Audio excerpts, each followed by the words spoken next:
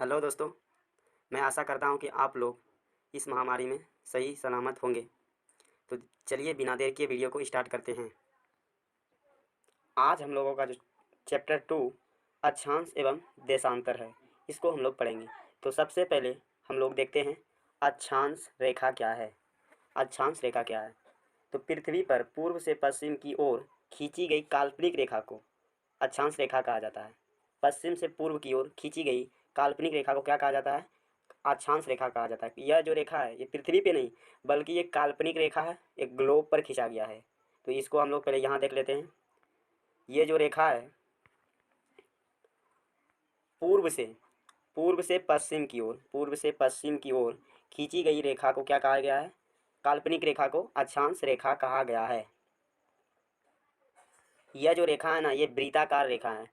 यहाँ तो अभी आपको आधा दिखाई देता होगा, लेकिन इसको ये पूरे ये वृत्ताकार है।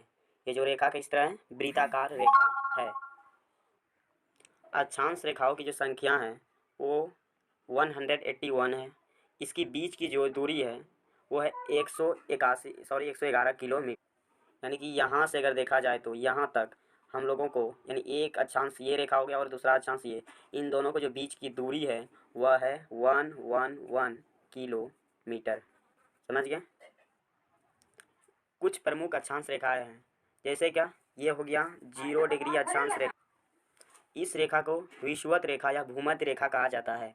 और ये जो रेखा है 23.5 डिग्री रेखा को कर्क रेखा कहा जाता है, जहाँ 21 जून को सूर्य लंबवत चमकता है।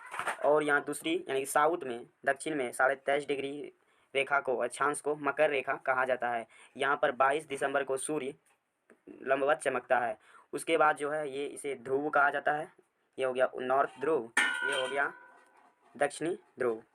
सॉरी, मैं आप लोगों को एक क्वेश्चन दे रहा हूँ। यदि अक्षांश रेखा नहीं होता, यानी कि यह काल्पनिक रेखा नहीं खींची जाती, तो क्या होता? अक्षांश रेखा जो खींचा गया है ये किस लिए खींचा गया, क्या कारण है? इसका कारण यह है कि अक्षांश रेखा खींचने से हमें ताप कटिबंध यानी कहाँ का टेम्परेचर किस तरह है इसका पता चलता है। अब हम लोग पहले देखते हैं कटिबंध किसे कहते हैं। दो अक्षांश के बीच का भाग को कटिबंध कहते हैं। यानी कि ये अक्षांश हो गया वन अक्षांश, ये दूसरा अक्षांश। इसका जो ये भाग क्षेत्र है, इस भाग को हम लोग कटिबंध कहेंगे। क्या कहेंगे? कटिबंध कहेंगे। इन कटिबंधों को हम लोग 3 भागों में बांटा गया है। 23 डिग्री नॉर्थ से लेके 23 डिग्री साउथ को उष्ण कटिबंध कहा जाता है। यहाँ पर इस क्षेत्र में सूर्य वर्ष में लगभग हमेशा लंबवत चमकती है। इस क्षेत्र का जो जलवायु है एक समान है, परिवर्तन नहीं होता है। दूसरा जो क्षेत्र है वो है शीतोष्ण कटिबंध क्षेत्र। कौन सा? शीतोष्ण। 23 डिग्री नॉर्थ से लेके 23 डिग्री 66.5 डिग्री नॉर्थ तक इस क्षेत्र को शीतोष्ण कटिबंध क्षेत्र कहा जाता है। चलिए मैप में दिखा देते हैं। जैसे यहाँ पर देख सकते हैं, ये हो गया 23 डिग्री साउथ, ये हो गया 23 डिग्री नॉर्थ। इस क्षेत्र को उष्ण कटिबंध क्षेत्र कहा जाता है। और ये हो गया 23 से 66.5 साउथ और 23 से 66.5 नॉर्थ। इन दोनों क्षेत्र को शीतोष्ण कटिबंध क्षेत्र कहा जाता है। उसके बाद 66 डिग्री से ध्रुव तक शीत कटिबंध, इधर साउथ में भी और नॉर्थ में भी कहा जाता है। यानी कि हमको अक्षांश रेखा से यह ज्ञात हो जाता है कि पृथ्वी का कहाँ कहाँ ताप किस प्रकार है। इससे अक्षांश रेखा से हमको यह पता चलता है। तो अक्षांश शायद आप लोगों को यह समझ में आ गया होगा। आगे हम लोग देखते हैं देशांतर। देशांतर किसे कहते हैं? सॉरी, एक और टॉपिक है। अक्षांश रेखा पृथ्वी को 2 भागों में बांटती है, एक उत्तरी गोलार्ध और दूसरा दक्षिणी गोलार्ध। और जो देशांतर रेखा है वो पृथ्वी को, दूसरा जो हम लोगों का टॉपिक है वो है देशांतर रेखा। उत्तर ध्रुव एवं दक्षिण ध्रुव को मिलाने वाली काल्पनिक रेखा को देशांतर रेखा। यह हमेशा उत्तर से दक्षिण की ओर खींची जाने वाली रेखा है।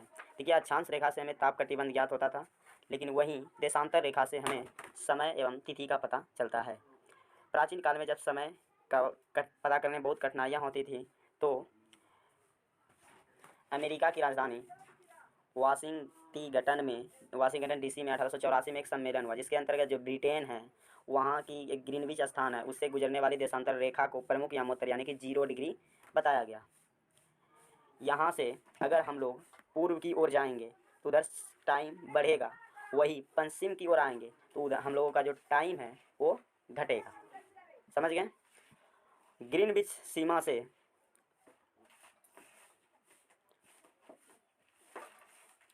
0 एवं 180 डिग्री देशांतर मिलकर पृथ्वी को पूर्वी गोलार्ध एवं पश्चिमी गोलार्ध में बट गया। यानी देखिए, अक्षांश पृथ्वी को उत्तरी गोलार्ध एवं दक्षिणी गोलार्ध में बांटा था, वहीं देशांतर रेखा पृथ्वी को पूर्वी गोलार्ध एवं पश्चिमी गोलार्ध में बांटा।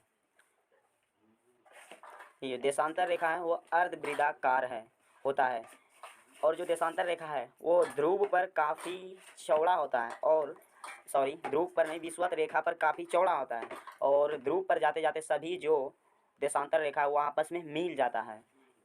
जो इसकी देशांतर रेखा की जो संख्या है वो 360 है, और इसके जो बीच की जो दूरी है 111.32 किलोमीटर है। तो चलिए फिर हम लोग इसको मैप में देख लेते हैं। देखिए, ये उत्तरी ध्रुव हो गया और ये दक्षिणी ध्रुव, इसी को हम लोग देशांतर रेखा कहा जाता है। यहाँ पर देख सकते हैं तो ये काफ़ी चौड़ाई है इसकी, और यहाँ ध्रुव पर आपस में सभी मिल गया है। ये देशांतर रेखा और इस देशांतर रेखा की जो दूरी है वह 11.32 किलोमीटर है। तो आप लोग यह समझ गए होंगे देशांतर रेखा। तो चलिए कुछ महत्वपूर्ण पॉइंट है, चलिए उसको ध्यान में देख लेते हैं। देशांतर रेखा को अंशों में मापा जाता है, और अंशों को मिनट में और मिनट को सेकंड में मापा जाता है। ग्लोब पर अक्षांश रेखा एवं देशांतर रेखाओं को ग्रिड कहते हैं। यानी जो ग्लोब है उस पर अक्षांश एवं देशांतर रेखा को क्या कहा जाता है? वो ग्रिड कहा जाता है। एक देशांतर बराबर 4 मिनट होता है, और 15 डिग्री देशांतर बराबर 1 घंटा होता है। तो भारत का जो समय रेखा है वो है 82.5 डिग्री पूर्वी देशांतर। जो ग्रीनविच सीमा है वहाँ से 5.5 घंटा हमेशा हम लोगों का जो टाइम है आगे रहता है। अरुणाचल प्रदेश से अगर हम लोग गुजरात तक जाएंगे तो उसके बीच में लगभग 2 घंटा समय का अंतर होता है। ये तो काफ़ी कठिनाई यहाँ होती थी पहले, लेकिन अभी एक ही देशांतर रेखा को लिया गया, और वही जो समय है वो पूरे भारत में अपनाया गया है। आप चाहे राजस्थान जाएं, झारखंड जाएं या तमिलनाडु जाएं, कहीं पे जाएं भारत का एक ही समय होगा। अगर आप दूसरे देश जाएंगे तो वहाँ का समय अलग हो सकता है। अब हम लोगों का जो लास्ट टॉपिक है वो है अंतर्राष्ट्रीय तिथि रेखा। अंतर्राष्ट्रीय तिथि रेखा क्या है?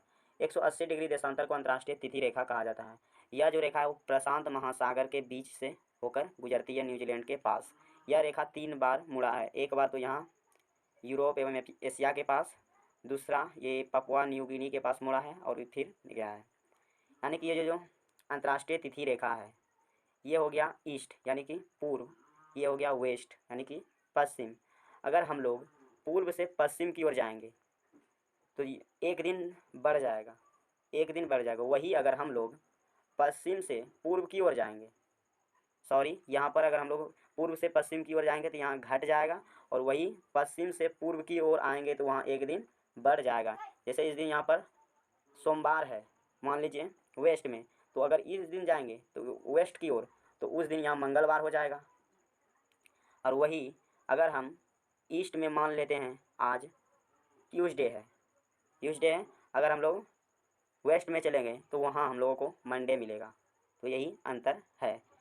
तो शायद आप लोगों को जो अक्षांश देशांतर NCERT क्लास 6 का बुक पढ़े होंगे तो ये जो हम समझाए हैं ज़रूर समझ में आ गया होगा।